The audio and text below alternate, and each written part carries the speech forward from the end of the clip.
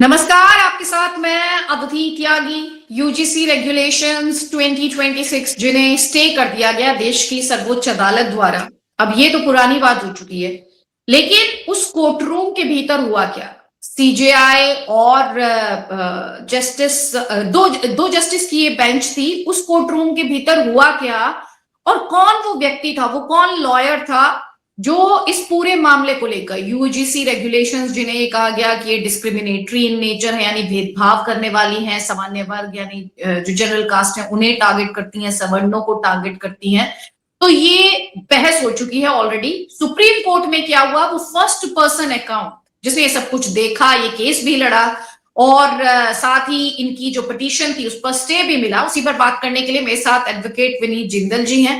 बहुत बहुत स्वागत है विनीत जी। और सबसे पहले जी बहुत बहुत आभार कि आपने इस ब्रॉडकास्ट को ज्वाइन किया। देखिए, आज मुझे पता है आप लगातार टीवी पर जा रहे हैं, सबसे बात कर रहे हैं, लेकिन मैं ये चाहती हूं जो मुझे देखे या आपके साथ मेरा ये साक्षात्कार देखे, उन्हें वो बातें पता चले जो आपने कहीं नहीं कही। तो आप सबसे पहले तो ये बताइए, कोर्ट रूम में वो बातें जो किसी ने नहीं की लेकिन बहुत अहम थी। देखिए अदिति जी, सबसे अहम बात यहाँ जो थी वो पता सबको है, लेकिन वो किस तरीके से सामने आई उस तरीके को समझना जरूरी है। वो है सेक्शन 3C। इसको लेकर हम सब लोग लगातार बात कर रहे थे, डिस्क्रिमिनेशन की बात यहाँ हो रही थी और इस बात को लेकर एक संशय भी था कि क्या जो जनरल कास्ट है उसके साथ डिस्क्रिमिनेशन होता है या नहीं होता। इस बात के ऊपर बहुत बड़ा सवाल था। ये हम जब पिटीशन ड्राफ्ट कर रहे थे तब भी हमारे सामने एक प्रॉब्लम हम लग रहा था, क्योंकि एक ऐसा प्रिजम्पशन है अब कि डिस्क्रिमिनेशन जो होता है वो SC STs के साथ ही होता है, और अब इस यूजीसी एक्ट में पहली बार ओबीसी को भी जोड़ा गया। अगर हम डिस्क्रिमिनेशन की बात करें, कास्टियल डिस्क्रिमिनेशन की बात अगर हम करते हैं, तो वहां पे एक सोच थी, क्योंकि एक जनरल प्रिजम्पशन भी है, तो जनरल प्रिजम्पशन का कहीं ना कहीं इफेक्ट जो है वो हमारे एक्ट्स पे भी है। SC ST एक्ट बना हुआ है, लेकिन जनरल कास्ट के लिए कोई एक्ट नहीं है। इसी तरीके से अलग अलग जहां जहां डिस्क्रिमिनेशन होता है उनके लिए, सबके लिए अलग अलग चीजें बनी हुई है, लेकिन यहाँ ऐसा कुछ नहीं था। तो जब इस बात को उठाया गया कि सेक्शन 3C जो है वो गवर्न नहीं करता जनरल कैटेगरी को, तो वहां सर्वोच्च न्यायालय के जो मुख्य न्यायाधीश हैं उन्होंने कहा कि क्या इसके अंदर जनरल कास्ट के लिए कोई ऐसा प्रोविजन है कि अगर कोई जनरल कास्ट के बच्चे के साथ कुछ होता है तो वो किस तरीके से वो अपनी कंप्लेन दायर करेगा या क्या उस पर एक्शन होगा। इसके ऊपर कोई जवाब किसी के पास भी नहीं था। उसका कारण यही था क्योंकि कास्ट डिस्क्रिमिनेशन को लेकर अगर हम बात करें तो कास्ट डिस्क्रिमिनेशन में जनरल कैटेगरी को डाला ही नहीं गया। दूसरी बात यहाँ पे एक इंपॉर्टेंट एस्पेक्ट था जो हम लोगों ने सामने रखा था कि सेक्शन 3B जो है और सेक्शन 3E जो है उसके अंदर कैटेगरीज अगर हम बात करें, चाहे वो कास्ट की हो, हम बात करें चाहे वो धर्म के आधार पर हो, चाहे कास्ट के आधार पर हो, चाहे क्षेत्रवाद के आधार पर या भाषा के आधार पर हो, उसमें सब चीजों को इंक्लूड करके इन दोनों सेक्शंस के अंदर ऑलरेडी डाल दिया गया था और डेफिनेशन में बता दिया गया था कि इनसे रिलेटेड कोई भी डिस्क्रिमिनेशन होता है तो वो ऑफेंस माना जाएगा। ऑफेंस से मतलब उसके ऊपर कार्रवाई की जाएगी। ये क्योंकि पिनल एक्शन इसमें नहीं है तो इसलिए इसको कार्रवाई जो है यूजीसी के रूल्स के तहत कार्रवाई की जाएगी। लेकिन जनरल कैटेगरी की बात जहां पे जब हम 3C में आते हैं तो वहां पे अलग से तीन लोगों को स्पेसिफाई किया, तीन कास्ट को स्पेसिफाई किया गया, SC ST और OBC। जनरल कास्ट को छोड़ दिया गया। तो हमारा आर्गुमेंट वहां ये था कि कहीं ना कहीं इस तरीके से ये मैसेज जा रहा है कि ये जनरल कास्ट जो है वो जनरल कास्ट SC ST और OBC का डिस्क्रिमिनेशन करती है, उन लोगों के साथ गलत चीजें करती है, तभी उसको कास्ट डिस्क्रिमिनेशन से बाहर रखा गया। तो इस बात को भी लेकर जो सर्वोच्च न्यायालय के मुख्य न्यायाधीश उन्होंने कहा कि डिस्क्रिमिनेशन जो है वो किसी के साथ भी हो सकता है। ऐसा नहीं है डिस्क्रिमिनेशन जो है वो कोई पर्टिकुलर कम्युनिटी के साथ, क्योंकि अब और इसी बात के ऊपर आपने सुना होगा, सब टीवी चैनल भी दिखा रहे थे, सब बात कर रहे हैं कि 75 ईयर्स 77 ईयर्स के बाद अगर हम आज कास्ट डिस्क्रिमिनेशन की बात कर रहे हैं तो बहुत गलत है। तो यस, तो वो जो बात आई थी वो बात इसी आर्गुमेंट के बाद आई थी कि क्यों नहीं हम सबको समान रूप से देख रहे और हमें शायद कास्ट डिस्क्रिमिनेशन या कास्ट की बातों से आगे बढ़ने की जरूरत है। और यूजीसी जैसे एक्ट के अंदर जो यूनिवर्सिटीज को गवर्न करती है वो रूल बना रही है और वो बच्चों के लिए रूल बना रही है, तो कहीं ना कहीं जो नए बच्चे हमारे आ रहे हैं उनके अंदर हम लोग इस भावना के साथ जाएं जो हमारे संविधान की मूल धारा है सेक्शन 14 और 15 के अंदर कि भाई समानता का अधिकार, उसी मूल धारा के आधार पर हम लोग जाएं। और इसी बात के ऊपर जस्टिस बागची ने ये कहा था कि बिल्कुल कहीं हम ऐसी सोसाइटी तो नहीं बना रहे इस तरीके के रूल रेगुलेशंस से, जिस तरीके से हमने यूएस में देखा कि गोरे और काले बच्चे अलग अलग स्कूल में पढ़ते हैं। तो ये जो चीजें थी, ये चीजें यहाँ पे हुई, छोटे छोटे कंटेक्स्ट सब जगह आए हैं, लेकिन वो कंटेक्स्ट आए किस कारण से या किस बात पे आए, वो ये बातें थी जो मैं आपको बता रहा हूँ। और बहुत मैं कहूँ कि सीजीआई जस्टिस सूर्यकांत ने बड़ा स्पेसिफिकली बोला कि ये जो रूल पहली दृश्य में जो देखने में लगते हैं, ये लगते हैं कि समाज को कहीं ना कहीं बांटने की तरफ लेके जाएंगे। अगर हम इस तरीके के रूल्स को फ्रेम करके इंप्लीमेंट करते हैं तो इनमें सुधार की जरूरत है।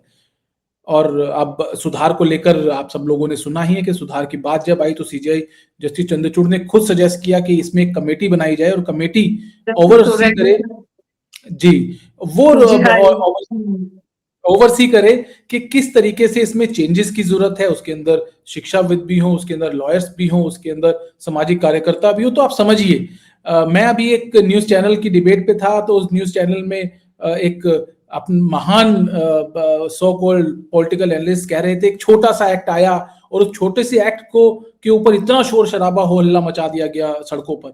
आप समझिए कि देश की सर्वोच्च न्यायालय के मुख्य न्यायाधीश जब इस बात को बोल रहे हैं तो उसकी ग्रेविटी को समझिए, क्योंकि यहाँ बात हमारे देश के आने वाले भविष्य की है, बच्चों की है। और अगर हम इस तरीके के रूल रेगुलेशंस लाएंगे तो कहीं ना कहीं हम समाज को बांटने की तरफ लेके जा रहे हैं। और हम लगातार इस बात को कह रहे हैं, लोग कह रहे हैं कि श्रवणों की लड़ाई है। ये बात श्रवणों की नहीं है, ये तमगा दे दिया गया। मैं तो ये मानता हूं कि श्रवणों की लड़ाई नहीं है, ये श्रवण बोल के तमगा दे दिया गया। जितना मैं कहूं कि गलत चीजें स्वर्णों के साथ, चाहे वो बनिए हो, चाहे वो ब्राह्मण हो, चाहे वो राजपूत हो, उनके साथ हो रहा है, उतना तो शायद आजकल जर्नल टॉक पे बात करें तो और किसी का नहीं कर सकते, क्योंकि उनके लिए प्रोटेक्शन है। SC/ST एक्ट के अंदर प्रोटेक्शंस हैं, पिनल लॉस बन गए हैं, लेकिन यहाँ दूसरी तरफ कुछ भी नहीं है। तो सोचने की जरूरत है। मिसयूज के ऊपर यहाँ बात हुई कि भाई जिस तरीके से सर्वोच्च न्यायालय ने SC/ST एक्ट में एक बदलाव की बात की, उन्होंने ये कहा था कि भाई इसमें बेल जो है वो मिलनी चाहिए, एंटिसिपेटरी बेल, सबको जाते ही अरेस्ट नहीं करना चाहिए, क्योंकि मिसयूज बहुत ज्यादा हो रहा है। इसको लेकर भी यहाँ बात रखी गई कि भाई अगर इस तरीके के रूल रेगुलेशन बनाए जाएंगे तो कहीं ना कहीं ये इक्वालिटी का जो हमारा बेसिक सिद्धांत है और इक्विटी जिसकी हम बात लोग कर रहे हैं, कहीं वो इक्वालिटी को हैम्पर तो नहीं कर रही। तो इस चीजों के ऊपर ये सब चीजें निकल के सामने आई थी आज पूरी जो बहस हुई उसके अंदर। और मुझे लगता है कि अच्छी और सार्थक जो ऑर्डर है वो है, और आशा यही है कि सर्वोच्च न्यायालय के आदेश के बाद सेंट्रल गवर्नमेंट इसके ऊपर एक्ट अपॉन करे जल्द से जल्द, और जो कमेटी फॉर्मेशन की बात की गई है वो कमेटी फॉर्म हो, और हम सब लोग भी उनमें अगर सजेशन अपने दे पाएंगे तो बिल्कुल इस चीज को ठीक करने के लिए और रेगुलेशन को ठीक करने के लिए हम लोग अपने सजेशन देंगे।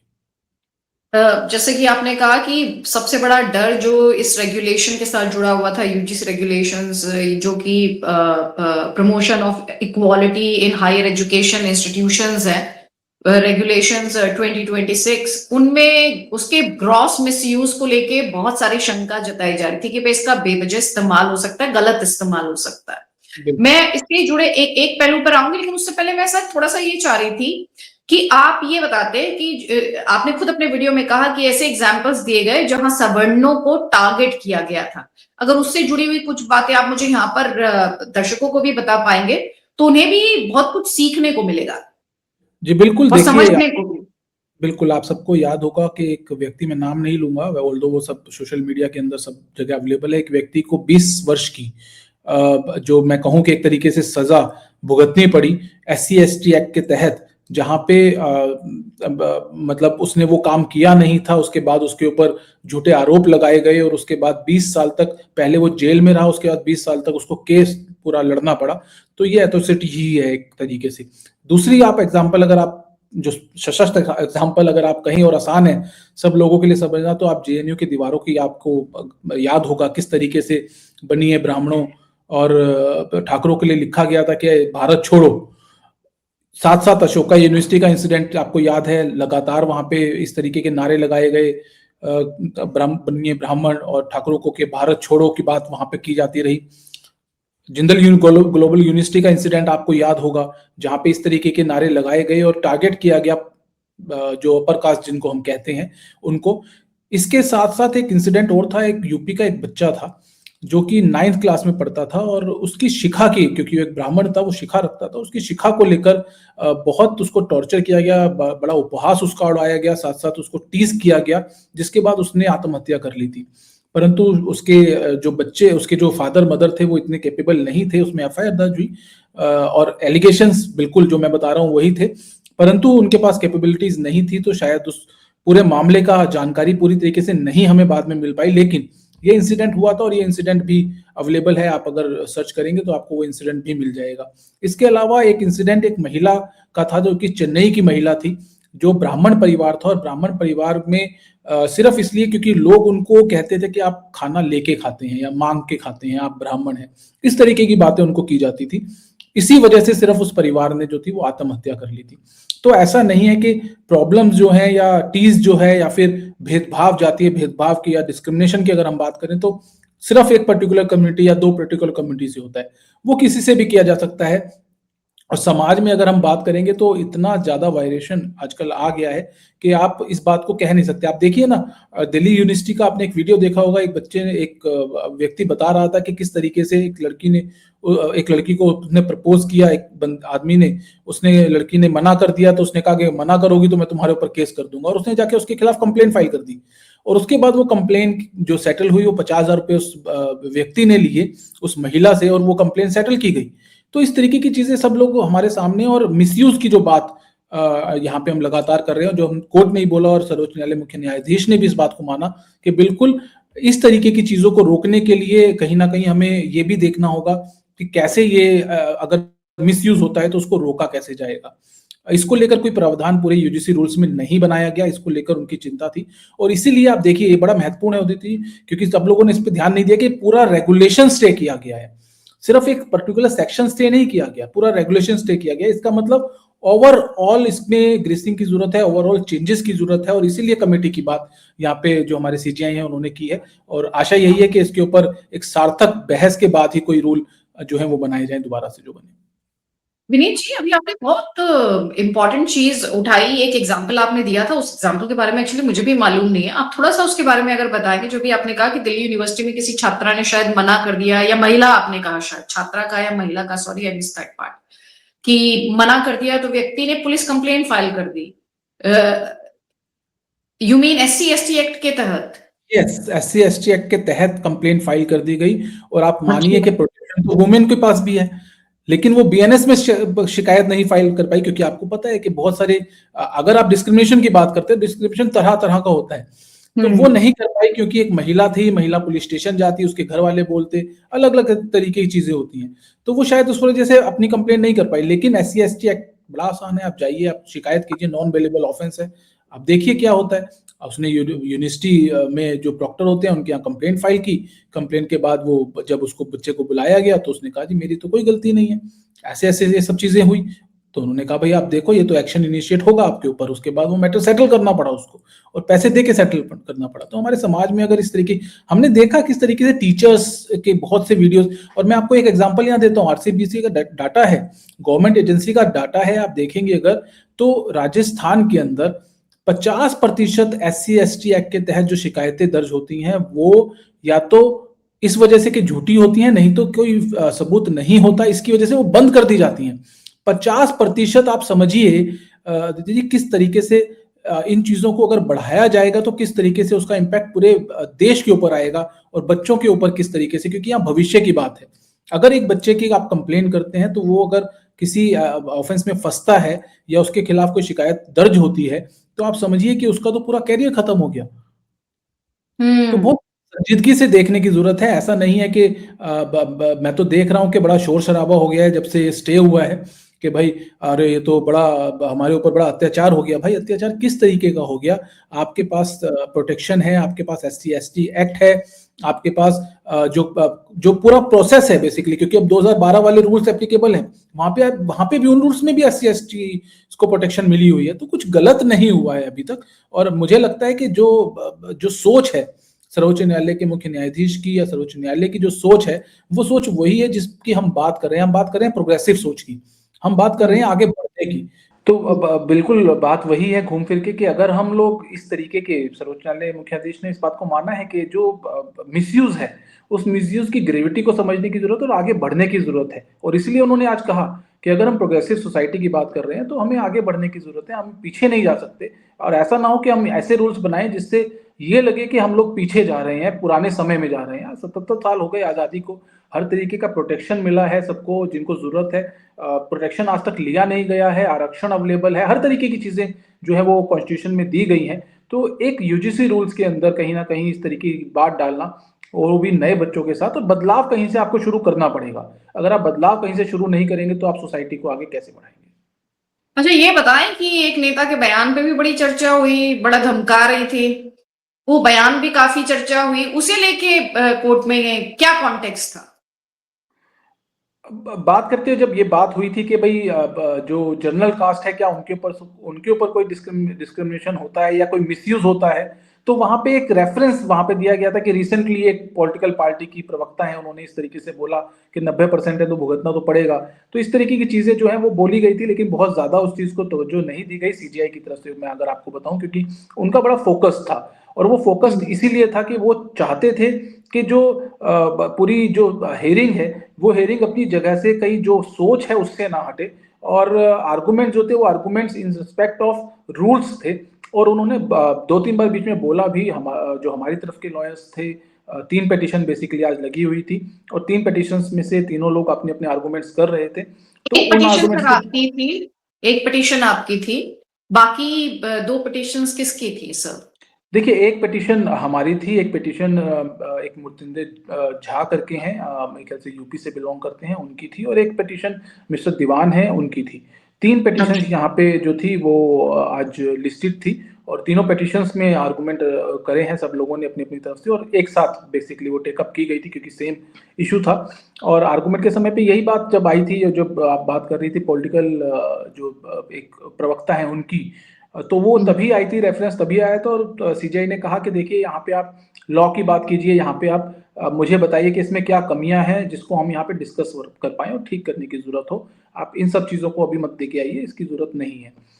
तो समझ की बात अगर मैं कहूँ तो मुझे लगता है कि सीजीआई ने जो इंटेंट है, बेसिकली जो याचिका दायर करने का जो इंटेंट है वो बिल्कुल साफ है, और वो भी उस चीज से मुझे लगता है एग्री करते हैं, तभी उन्होंने आज पूरे रूल्स को जो है वो स्टे किया है। और बहुत बड़ा मैं कहूँ एक रिलीफ है सबके लिए। और ये जो हमारे देश का संविधान, बेसिकली मैं बार बार कहता हूँ कि लोग कह रहे हैं कि नहीं जी ये तो बहुत गलत हो गया, जो लोग सालों से दबे कुचले जा रहे थे उनके खिलाफ ये चीज जा रही है, और फिर दोबारा से सर्वोच्च न्यायालय ने दिखाया कि वो तो जो लोग सो कॉल्ड जिनको ये कहते हैं अपर कास्ट हैं, वो लोगों के लिए काम करता है। तो मुझे लगता है ऐसा नहीं है। सर्वोच्च न्यायालय ने आज जो बोला है, जो ऑब्जर्वेशंस दी हैं, वो ऑब्जर्वेशन एक प्रोग्रेसिव समाज की तरफ लेके जाती है, आगे बढ़ने की तरफ लेके जाती है, पीछे की तरफ जाने से मना करती है।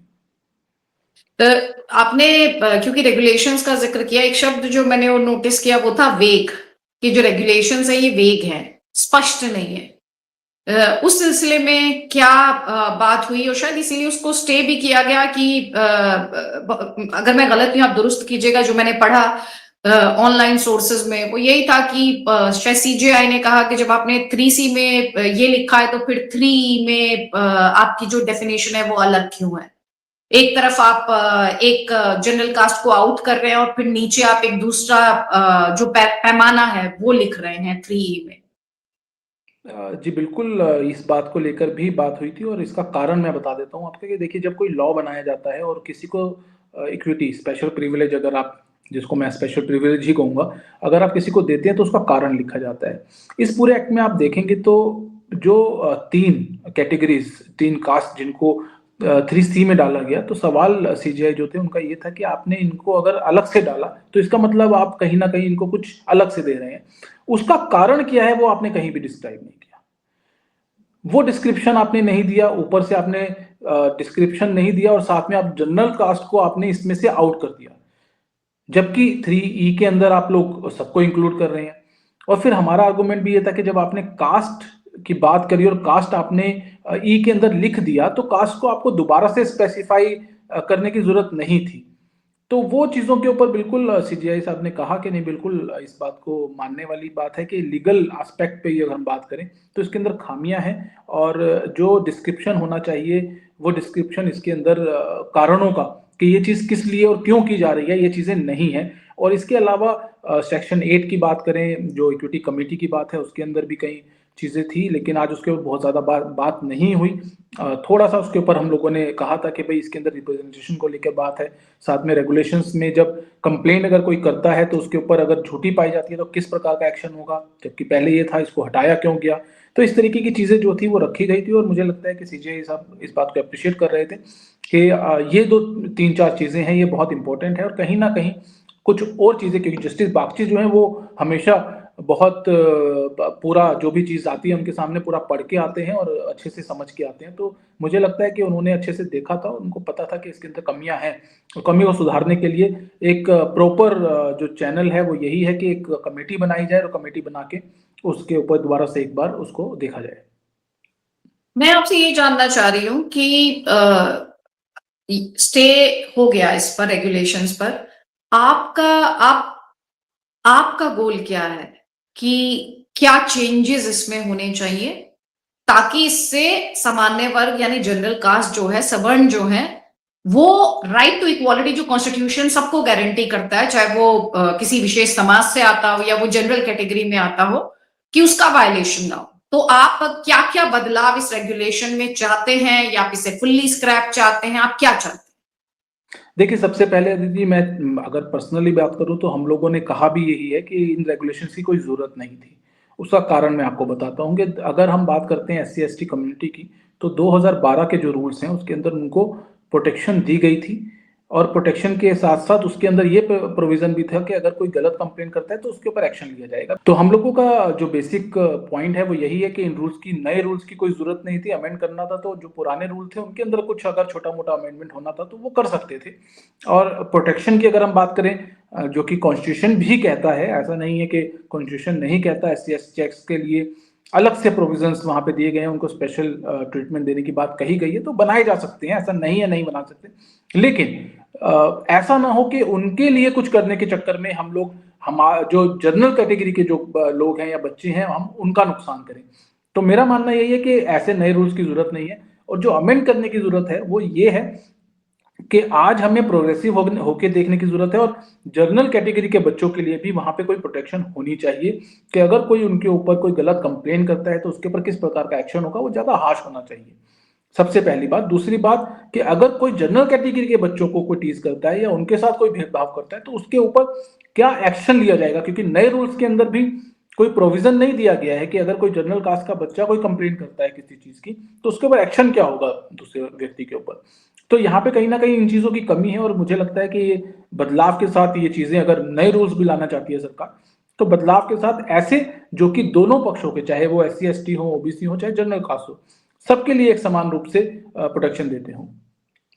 इसमें शायद मुझे जो मैंने कोर्ट के प्रोसीडिंग्स में देखा उसमें ये था कि अगर ये दो एक ही कम्युनिटी के बच्चे आपस में भिड़ जाते हैं तब आप क्या करेंगे, उसे लेकर तक क्लैरिटी नहीं है। हमने उसमें कोर्ट को लेकर, प्रोसीडिंग्स को लेकर ये भी देखा, पढ़ा और सुना कि भाई अलग अलग हॉस्टल्स की उसमें बात की गई है।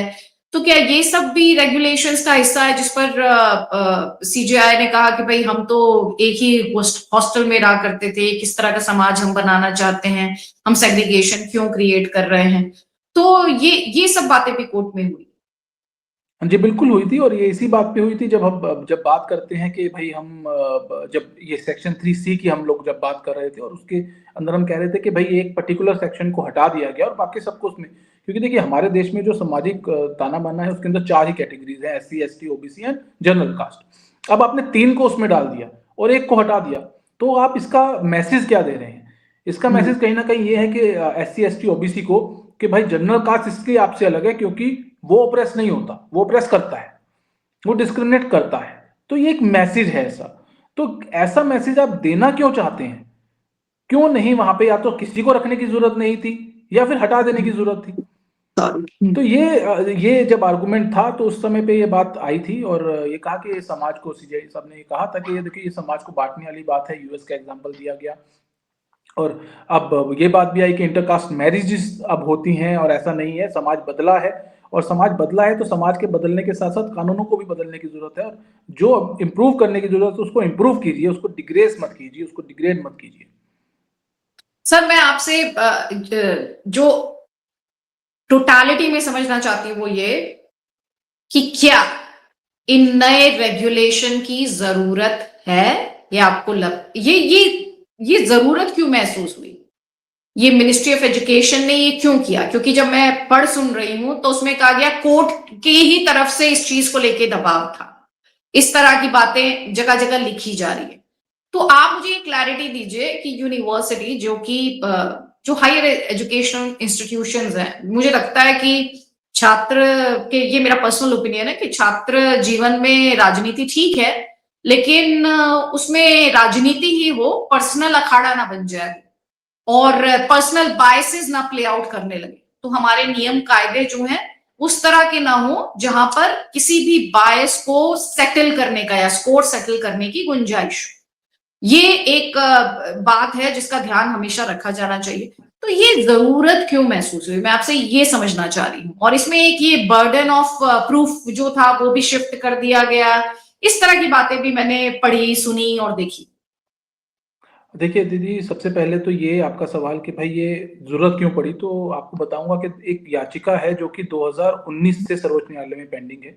और वो याचिका पे हियरिंग उस टाइम पे चल रही थी, उसके बाद ऑल ऑफ सडन वो याचिका एकदम शांत थी, कुछ हो नहीं रहा था उसके अंदर और 2025 में एकदम से उसके अंदर कुछ एक्शन हुआ और उस एक्शन के बाद सर्वोच्च न्यायालय की तरफ से ये आया, क्योंकि वहाँ जो पेटिशनर थे वो रोहित वर्मुला और एक दूसरी महिला थी, उनकी जो मदर हैं, उन लोगों की वो याचिका थी और उस याचिका के अंदर एक डायरेक्शंस आया कि, क्योंकि आर्गुमेंट उनका ये था कि जो पुराने रूल्स 2012 के जो रूल्स हैं वो उनमें वैक्यूम है कहीं पे, जो प्रोटेक्शन जो है एससी एसटी कम्युनिटीज को पूरी तरीके से नहीं देते और डिस्क्रिमिनेशन जो है वो बढ़ रहा है और एक डाटा दिया गया कि 118% तक डिस्क्रिमिनेशन जो है वो बढ़ा है एससी एसटी कम्युनिटी के अगेंस्ट यूजीसी के द्वारा जो गवर्न किए जाते हैं कॉलेजेस या यूनिवर्सिटीज उनके अंदर। इसी को लेकर सर्वोच्च न्यायालय ने कहा कि अगर ऐसा है तो केंद्र सरकार को कहा कि आप देखिए इसके अंदर कुछ रूल्स बनाइए कि अगर कोई कमी है तो उसको कमी को पूरा करें और उस कमी ऐसा ना हो कि किसी कारण से कुछ पर्टिकुलर कम्युनिटी के या पर्टिकुलर कुछ कास्ट के लोग बच्चे जो हैं उनको टारगेट किया जा रहा हो। उसके बाद ये रूल्स जो है ऑल ऑफ सडन आ जाते हैं और मुझे लगता है कि जो रूल्स जो बनाए गए वो जल्दबाजी में बनाए गए, क्योंकि देखने से कहीं भी नहीं लग रहा है कि वो रूल्स जो है वो प्रॉपरली चेक्ड रूल्स हैं, वो प्रॉपरली लीगल ओपिनियन के बाद बनाए गए रूल्स हैं। उसके अंदर कहीं ना कहीं कोई जल्दबाजी दिख रही है। वो इतनी बड़ी गलती किसने की, ये भी बहुत बड़ा सवाल है, क्योंकि आज देखिए जितना बड़ा शोर शराबा इस पूरे मामले में बना, इससे बचा जा सकता था। शायद हम लोगों को सर्वोच्च न्यायालय जाने की जरूरत नहीं पड़ती, क्योंकि चीजें पहले भी होती हैं, सरकार का काम है रूल रेगुलेशन बनाना, लेकिन वो इस तरीके से बनाए जाए कि कोई भी पक्ष जो है वो उससे आघात ना हो, उसको नुकसान ना पहुंचे। लेकिन यहाँ ऐसा दिख रहा है, तो उसी को लेकर ये सब चीजें हैं। और मुझे लगता है कि 2012 वाला जो रूल है उसके अंदर कुछ चेंजेस करके काम हो सकता था। नए रूल्स बनाने की जरूरत नहीं थी। अब नए रूल्स किस मंशा से और किस तरीके से लाए गए हैं, क्योंकि इक्विटी कमेटी का प्रोविजन जो है वो पहले नहीं था, यहाँ प्रोविजन रखा गया इक्विटी कमेटी का एक, और वो इक्विटी कमेटी कैसे बनाई जाएगी, कैसे काम करेगी, वो सब चीजें यहाँ रखी गई हैं। लेकिन उसके अंदर भी बहुत सारी कमियां हैं, उसके अंदर भी कुछ चीजें हैं जिनको सुधार की जरूरत है। तो अब देखना होगा। अगर इक्विटी कमेटी की हम बात करते हैं, क्योंकि प्रोविजन है, लेकिन आर्गुमेंट जो है वो 2019 वाली पिटीशन में ये था उन सबका भी कि जो प्रॉक्टर होते हैं, प्रॉक्टर्स के पास कंप्लेंट करो तो वो एक्शन नहीं लेते क्योंकि वो जनरल कास्ट से बिलोंग करते हैं। तो ऐसे आर्गुमेंट्स भी रखे गए थे। तो मुझे लगता है कहीं ना कहीं बहुत गलत तरीके से मिस रिप्रेजेंटेशन दिया गया। और कारण मुझे लगता है साथ साथ एक ये भी रहा कि वहां पे जनरल कैटेगरी का कोई भी जो रिप्रेजेंटेशन था, चाहे कोर्ट की बात करें या सरकार की बात करें, दोनों जगह जनरल कैटेगरी को रिप्रेजेंटेशन नहीं गया या नहीं दिया गया, जिसकी वजह से ये पूरे रूल्स जो है वो एक तरफा रूल बेसिकली बन गए। Thank you Vineet ji, thank you so much. इतना डिटेल में बारीकी के साथ आपने समझाया, क्योंकि मेरी कोशिश ये रहती है कि सिर्फ खबर ना बताई जाए, उसे समझाया जाए और इसीलिए आपसे बात की, क्योंकि आपने तो आंखों देखी, सब कुछ देखा, रिप्रेजेंट किया, अपना केस जो है वो रखा भी वहां पर। तो इसीलिए जरूरी होता है कि वर्ड बाय वर्ड अगर रिपोर्टिंग हो तो ऐसे व्यक्ति द्वारा हो जो कि उस कोर्ट रूम का हिस्सा हो। बहुत बहुत धन्यवाद। आई रियली अप्रिशिएट कि आपने बहुत टाइम बहुत दिया। धन्यवाद अदिति नमस्कार, जी। आभार, जय हिंद, जय भारत। धन्यवाद, बिल्कुल धन्यवाद।